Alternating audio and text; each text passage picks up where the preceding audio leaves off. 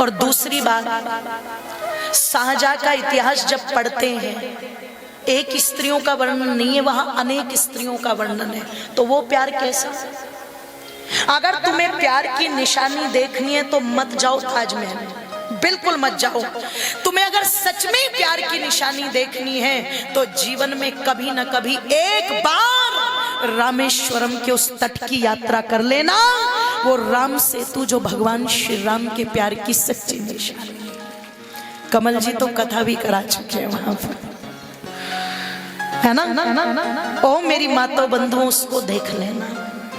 कह दूं आप लोगों के मध्य में श्री रामचंद्र जी का क्रोध बढ़ा, और कहते हैं जब व्यक्ति क्रोध में होता है, श्री रामचंद्र जी ने कहा एक बाण मारूं तो इस पूरे के पूरे समुद्र को सुखा दूं। तब कहते हैं जामवंत जी ने कहा था, भगवान ये करने की कोई आवश्यकता नहीं, कोई आवश्यकता नहीं है। क्यों? हमारी सेना के अंदर कहते ना वरदान, हर चीज को ध्यान रखना। कुछ चीजें बड़ी साइंटिफिक हैं, बड़ी लॉजिकल हैं।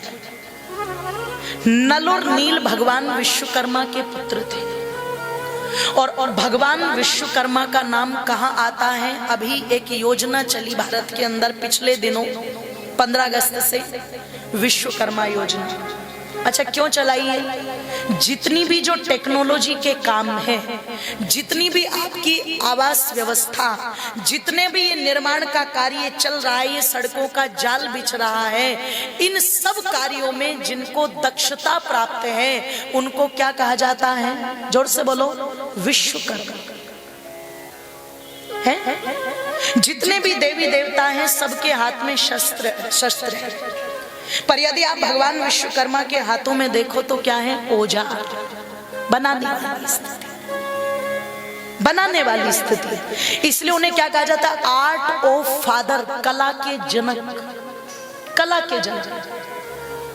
तो आप चिंतन करना, विचार करना, भगवान विश्वकर्मा कहते हैं रावण का पुष्पक विमान, जोर से बोलो, उन्होंने ही बनाया था। ये जितनी आवास व्यवस्था का आरंभ हुआ, ये अंगिरा ऋषि से ही आरंभ हुआ है।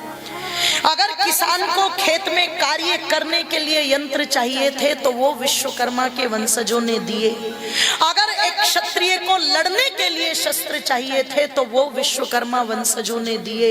निवेदन कर दूं आप लोगों के सामने, जितनी टेक्नोलॉजी है वो उन्होंने दी।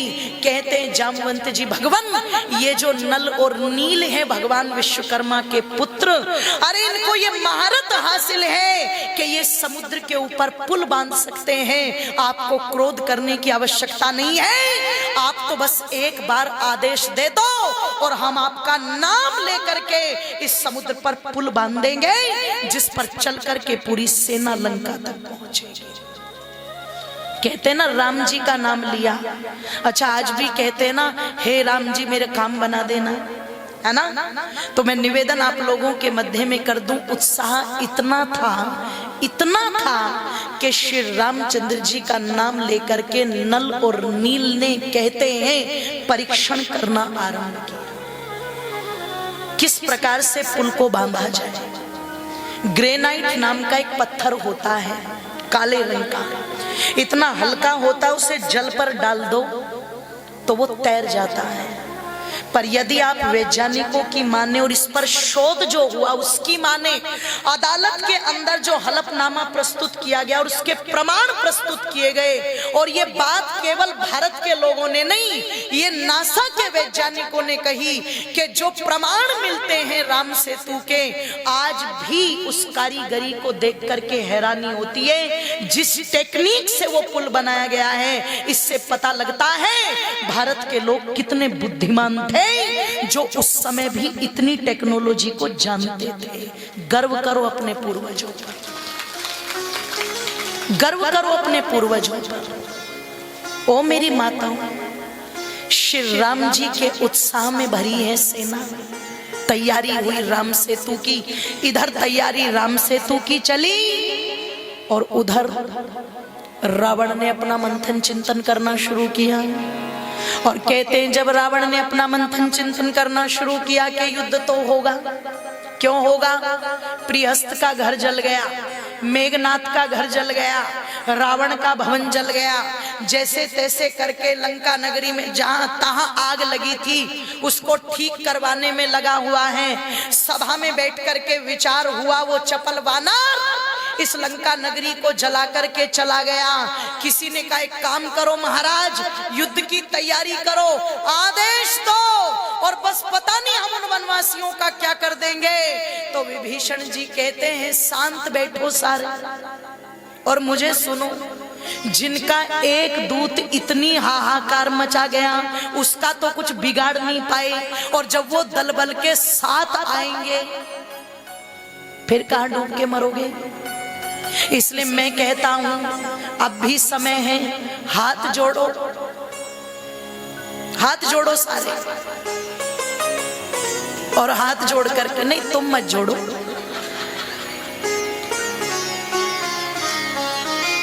क्या कहते हैं विभीषण जी, हाथ जोड़ो सारे और हाथ जोड़ करके चलो से सम्मान सीता जी को वापस लौटा देते, क्षमा मांग लेते हैं।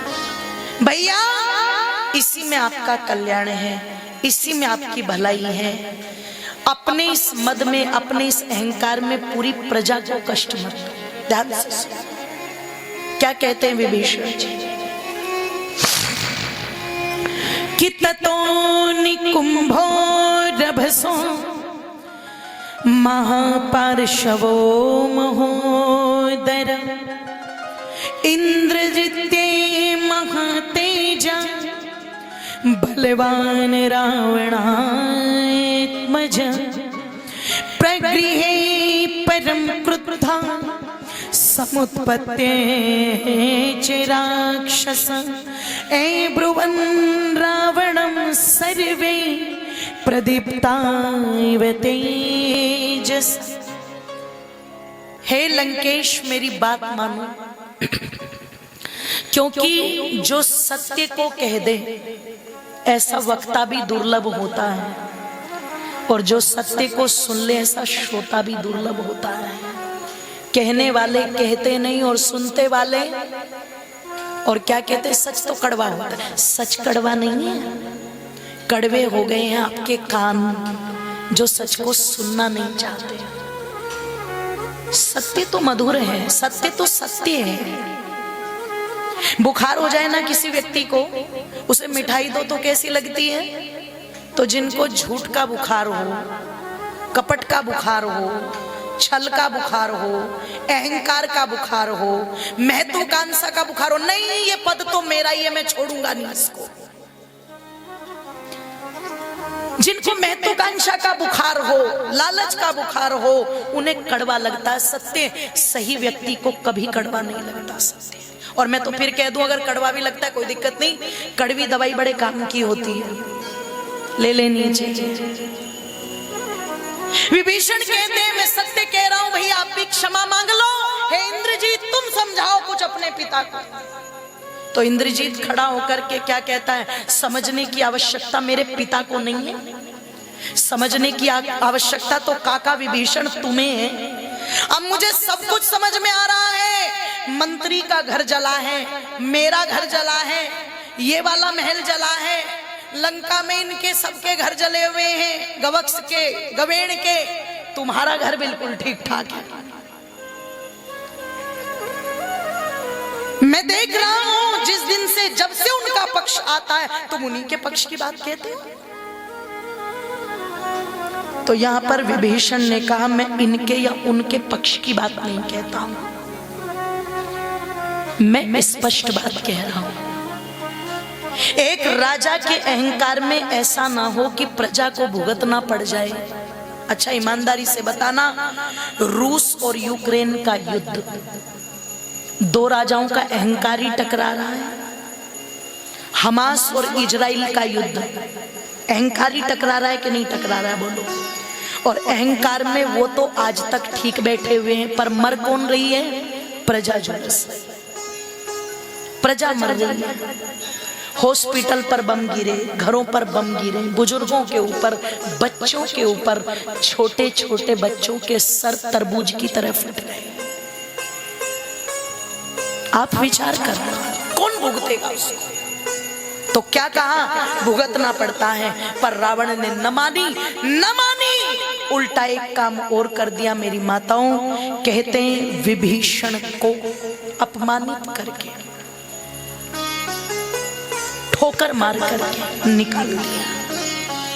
क्योंकि अभिमान में व्यक्ति सुनता नहीं ना किसी की, और जब अपनों की बात अच्छी न लगे तो समझ जाना, क्या अच्छी बातें बुरी लगे, बुरी बातें मन को भाने लगे, और सोचो नाश के दिन निश्चित जब अपने ही बेगाने लगे, जब अपने बेगाने लगने लगे तो सोच लेना अब नाश के दिन नजदीक है। रावण ने कहा जो उसकी बात कर रहा है तो चल उसी के पास जा, मेरे पास में तेरा कोई काम नहीं है। अरे मजबूर विभीषण लज्जित होकर के लंका छोड़ करके निकल गया, और अपने 4 मंत्रियों को लेकर के, अकेला नहीं आया था विभीषण, 4 मंत्रियों को लेकर के आया है, समुद्र पार करके विमान में बैठ करके। किसके पास? जोर से बोलो, राम जी। बोलिए श्री रामचंद्र भगवान की। और क्या कहता है? इत्युक्त्वा परुषं वाक्यं रावणं रावणो आजगामुहूर्तेन यत्र रामाय स लक्ष्मण। जहां राम सेतु की तैयारियां चल रही हैं, विभीषण पहुंचता है। पहुंच करके कहते हैं जहां पड़ाव डाला हुआ था वहां पर सूचना मिली है सुग्रीव जी को कोई लंका से आया है। सुग्रीव जी गए पहले, और सुग्रीव जी ने जाकर के देखा, परिचय दिया अपना, मैं लंका नरेश रावण का भाई विभीषण, विवश होकर के मजबूरी में अपना देश, अपना कुल सब छोड़ करके श्री राम जी की शरण में आया हूं। अगर राम जी और लक्ष्मण जी से एक बार भेंट हो जाए तो बड़ी कृपा होगी। सुग्रीव जी ने कहा ठहरो। सुग्रीव जी गए, राम जी को सूचित किया। कहते हैं राम जी ने कहा तो लाओ। सुग्रीव जी ने कहा शत्रु का भाई है। तो यहाँ पर हनुमान जी ने कहा भगवान मेरा विचार कहता उनसे मिलना चाहिए, क्योंकि जिस समय मैं रावण की सभा में खड़ा था सब तो अधर्म के कहने वाले थे, एकमात्र ये विभीषण जी ही थे जिन्होंने नीति की बात की थी।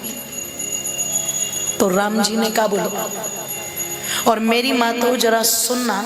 जैसे ही विभीषण जी को आते हुए देखा, श्री रामचंद्र जी अपने स्थान से उठे और उठ करके बाहें फैला करके कहते हैं आओ लंकेश, स्वागत है।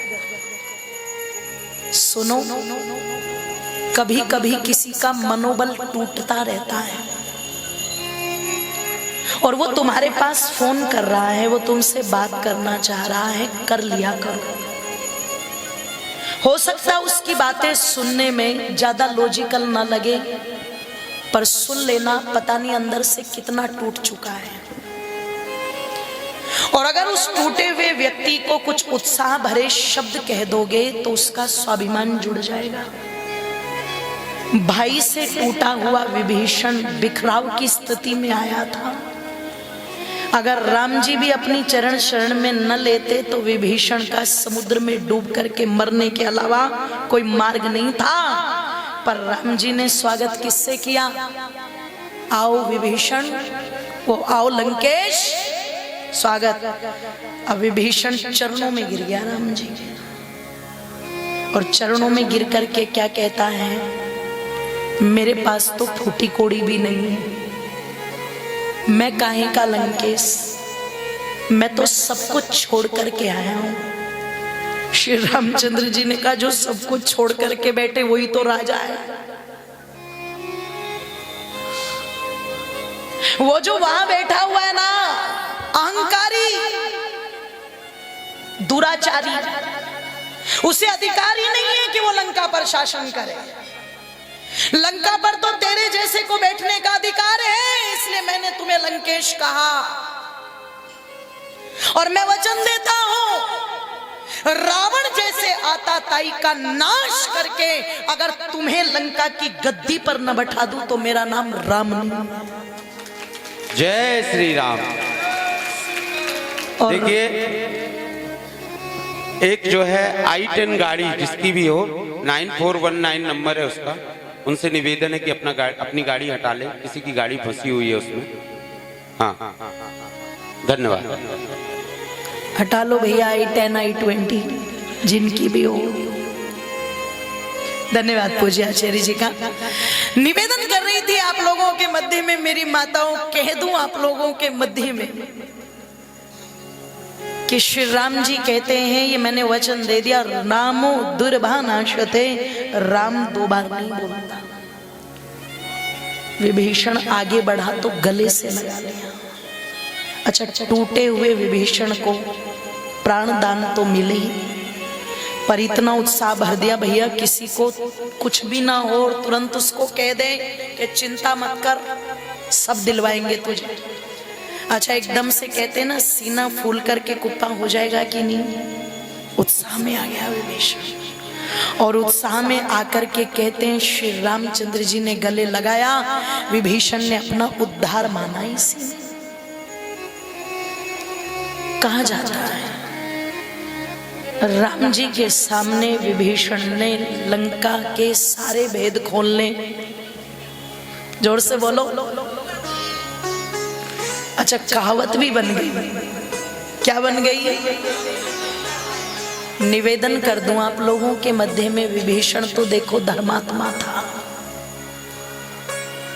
पर मैं कहती हूं ये कहावत विभीषण पर तो फिट हो या ना हो, पर आज भी हैं कुछ गद्दार ऐसे जो इसी देश का खाते हैं, इसी देश में रहते हैं और गद्दारी भी इसी देश के साथ करते हैं।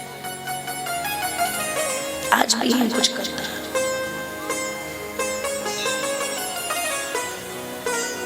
और किसी कवि ने कहा था कि इस देश की दीवार में कहा दरार नहीं, सच पूछो तो सही सलामत एक भी दरो दीवार नहीं। अब ये मत पूछना कि इस चमन को किसने लूटा, अब ये मत पूछना कि इस चमन को किसने लूटा, बल्कि ये पूछना कि लूट में कौन कौन हिस्सेदार नहीं, सभी तो हिस्सेदार बन करके बैठ गए। और कवि ने बड़े सुंदर शब्दों में लिखा कि गैर तो अपने क्या होने थे, कि गैर तो अपने क्या होने थे, जी अपने ही नहीं अपने। और इसीलिए भारत माता के आज अधूरे सपने हैं, इसीलिए भारत माता के आज अधूरे सपने हैं। गैर तो अपने क्या होने थे, गैर तो अपने क्या होने थे, अपने ही नहीं अपने गए, इसीलिए भारत माता के आज अधूरे सपने हैं, इसीलिए भारत माता के आज अधूरे सपने हैं। दोनों हाथों को उठा करके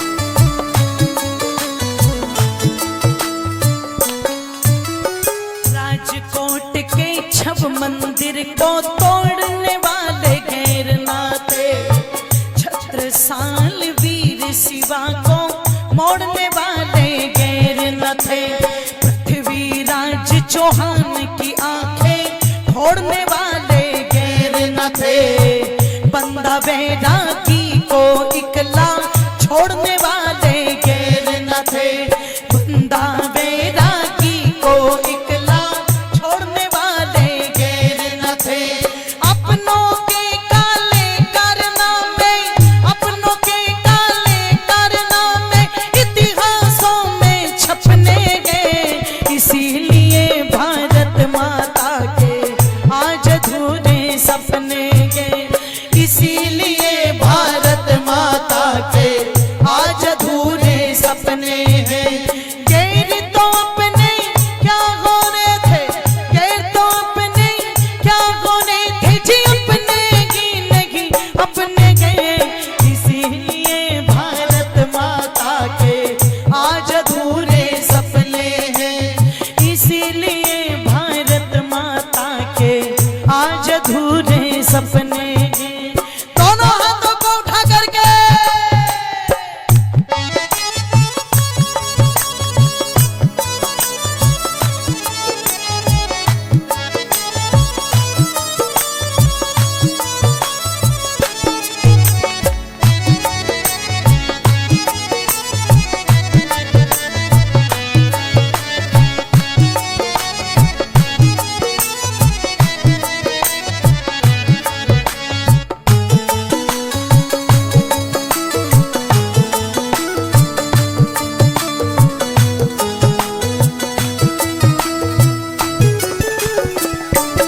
जय हो।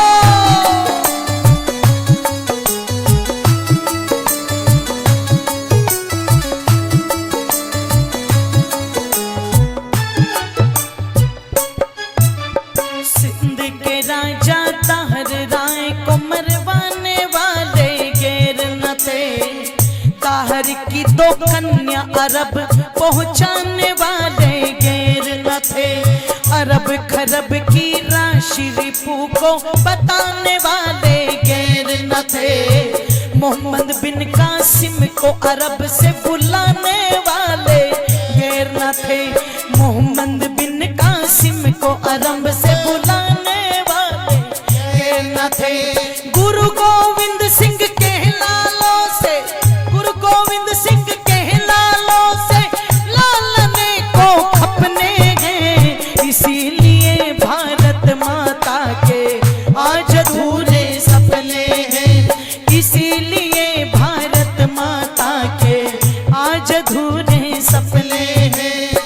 गैर तो अपने क्या हो रहे थे, गैर तो अपने क्या हो रहे थे जी, अपने ही नहीं अपने गए। इसीलिए भारत माता के आज अधूरे सपने हैं। इसीलिए भारत माता के आज अधूरे सपने हैं।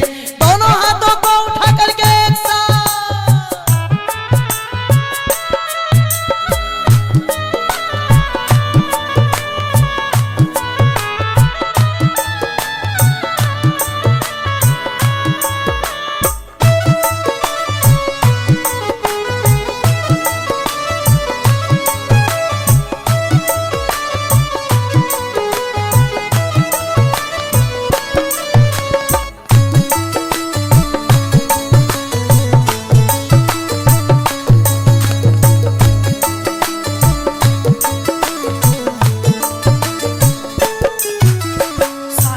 साल यवनों की हुकूमत रखने वाले गैर न थे। अंग्रेजों की सारी बुराइयां ढकने वाले गैर न थे। वैदिक संस्कृति के विरुद्ध अजी पकने वाले गैर न थे। ऋषियों की बांधी मर्यादा रखने वाले गैर न थे। ऋषियों की बांधी मर्यादा रखने वाले गैर न थे। गुरु गोविंद सिंह के लालों से ऐसे ही रहा भारत, तो ऐसे ही रहा भारत। पाकिस्तान में अनेकों नपने गए। इसीलिए भारत आज अधूरे सपने हैं। इसीलिए भारत माता के आज अधूरे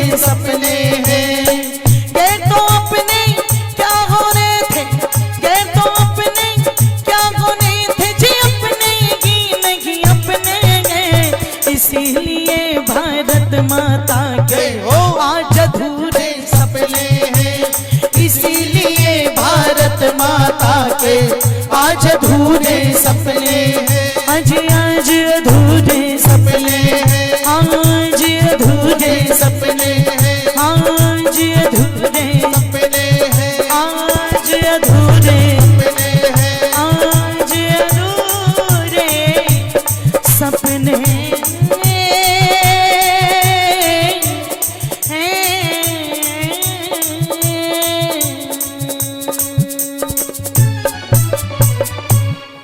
बोलिए भारत माता की जय।